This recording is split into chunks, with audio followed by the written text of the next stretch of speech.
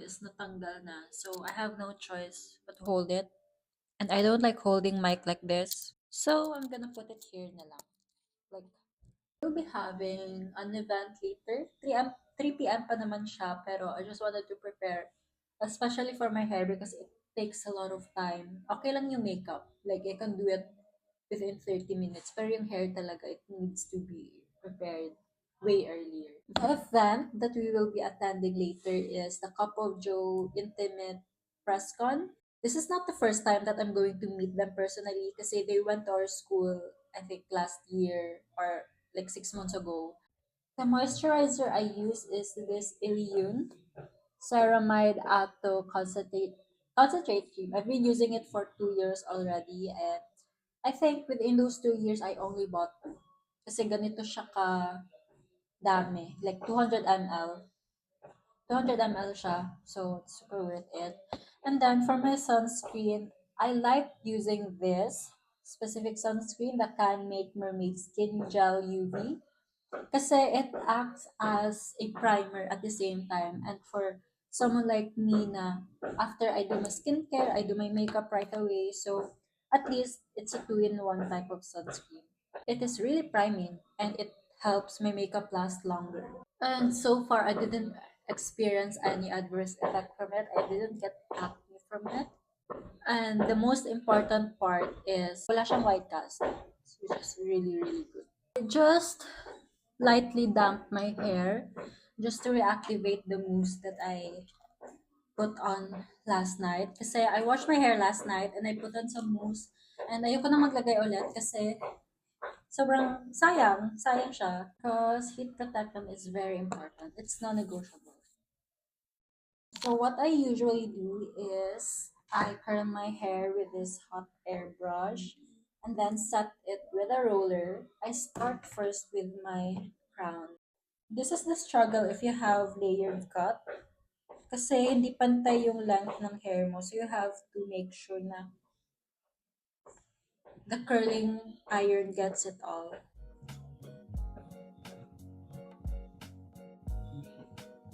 And then I'll set it with a roller. The trick to this is you have to put tension. So dapat ganito. Put it like that and then you stretch it like this. Para kumapit yung hair strands dun sa velcro. Yeah. And then you clip it. Like this. So, yung direction ng hair has to be inwards. At least for me. Kasi, na-notice ko kasi mas clean yung look ko if I curl it inwards.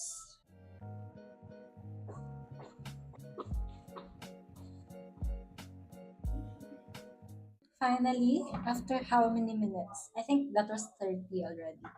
But since medyo nahirapan ako sa iba, I think mga nasa 45 na siya.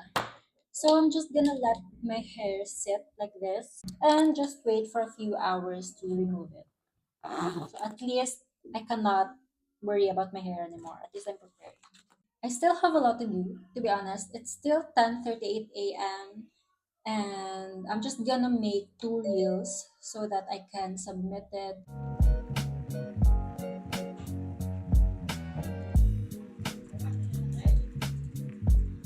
Okay, so I guess it's time to do my makeup. By the way, I changed my top. That explains why na-ruin yung pin curls or yung rollers.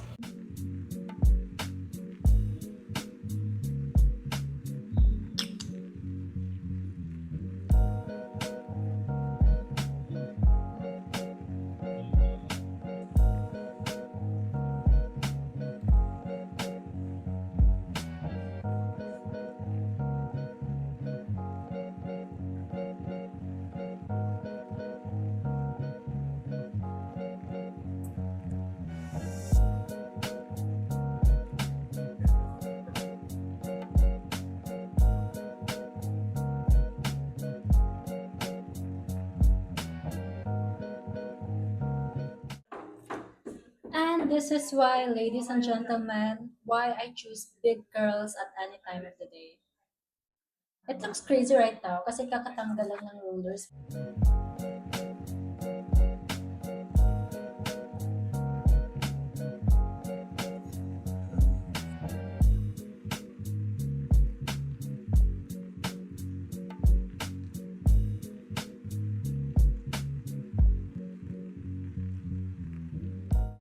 I feel like what other people don't tell you about having the best curls is you have to brush it or at least comb it after you remove the rollers. Kasi, it doesn't look good. Like, for me kanina, it looks crazy, right? But, I think you don't need to worry about making the curl last as long as you prep properly. So, can you see the difference? Di ba? Mas shiny na siya, mas manageable. It looks so bouncy. As long as you have the hair mousse and also the hairspray, then I feel like you should be fine. You should be good. Like, take it from me as someone who have low porosity and as someone who have pin straight hair. So I guess that's my advice for you guys.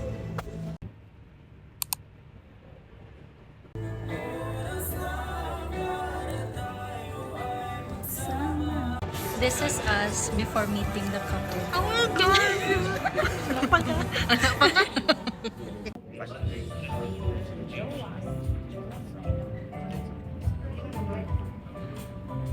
Our band, Cup of Joe. This is in line with their upcoming concert series 2025 called Sila Po. This will be staged tomorrow. Ayan na, mas lumalakas na yung palakpak.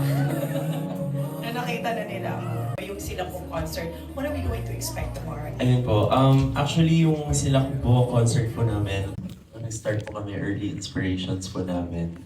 Magkahalong Western and OPM. Pero sa OPM, Eraserheads, yes. Do you remember my... Congratulations sa Big Dome na concert nyo. Thank you, thank you. What made you decide to open up more in your music this time? Akala ko sabihin niya. So my question is, what is vulnerable?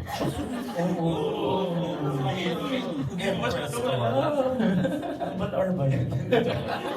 Parang, for me, parang yun yung naging natural progression ng growth namin as a band. Nag-align yung personal growths namin to the point na yung gano'n yung we feel na we want to be more connected and more vulnerable sa aming mga audience. They deserve din to see na yung talagang the purest form nung mga nararamdaman namin. Kaya yun yung gusto pa namin maibigay sa kanila. Yes.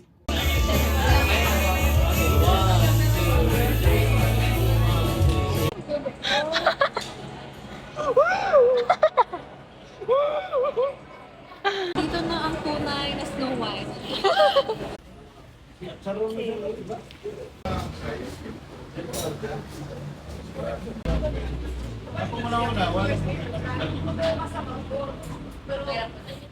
by 11 a.m. I need to go to Cafe Sola kasi merong event. I think it's more of like a day party, which I'm really excited, by the way. Kasi it's my first time to experience that. There will be some cocktails, like day drinking talaga siya. By the way, I also want to share these supplements. This is not sponsored, by the way. This is the Pure Form Inositol supplement. And this is the magnesium and ashwagandha capsule. It was delivered yesterday and I was able to try it. And I took this inositol 2 times a day. This one is, I think, before meal, and this one 2 times a day as well, but this one is for after the meal. This is what it looks like, by the way. Very transparent. You only need 1 scoop for 1 glass, and then you mix it. I was surprised, actually, because the color of the powder is white, but then when you mix it, it looks very transparent.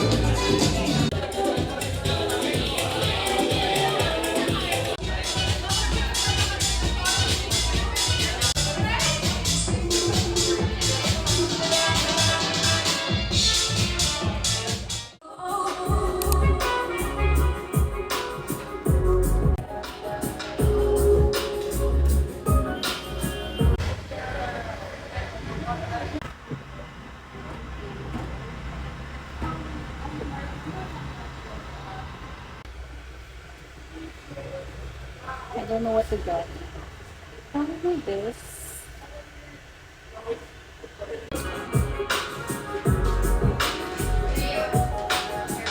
Beauty world and promising to take your glow to the next level. So I think you might be wondering, why is it called Intro to Glow? I mean,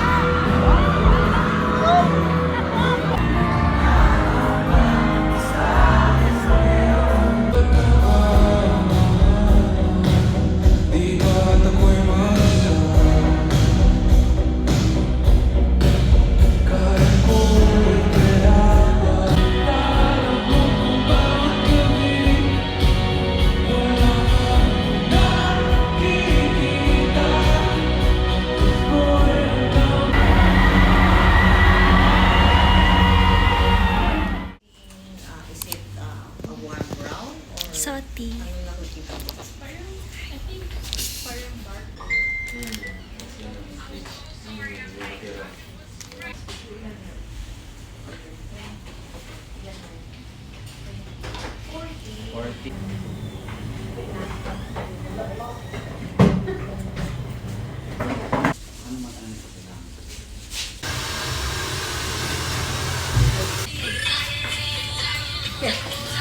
Wait, hindi siya nakuha.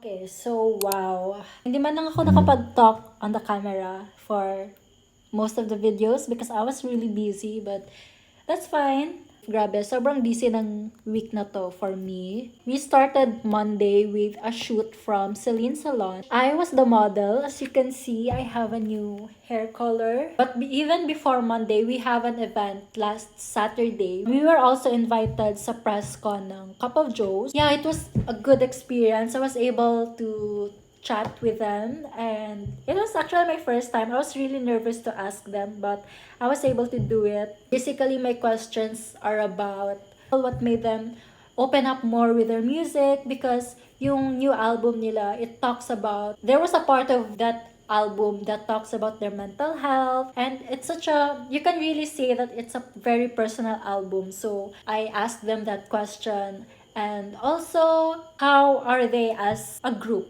Like, of course, kasi since it's a 5-member band and each of them have their own artistic vision, I asked them how do they balance it to make sure that it's cohesive as one. Okay, I'm just gonna start with the Saturday na lang muna from last week. Kasi last Saturday, we had 3 events. First was the Cafe Sola event. It's actually very refreshing to try that type of event. Kasi there was a DJ. Like, it was just a very chill morning. Around 2 p.m. that day, I also needed to attend another event, which is a clinic event. They were launching a new machine. I was also able to network with different people, which I love doing. And then after that, after the 2 events, we were also given free tickets to the concert, which we attended. And then for today, we had a pop-up for a furniture brand. We were just parang appointed as PRs. This is my first PR event ever. Kasi usually yung mga na-attendan ko is more of like an media invite, but this one is PR talaga siya. We manage some invites, like if there are some VIPs or influencers coming, then we were the one who's going to assist them at the entrance. So it was such a long day, but at the same time, I feel happy because all of like the group, all of us are women. It's just so nice to see.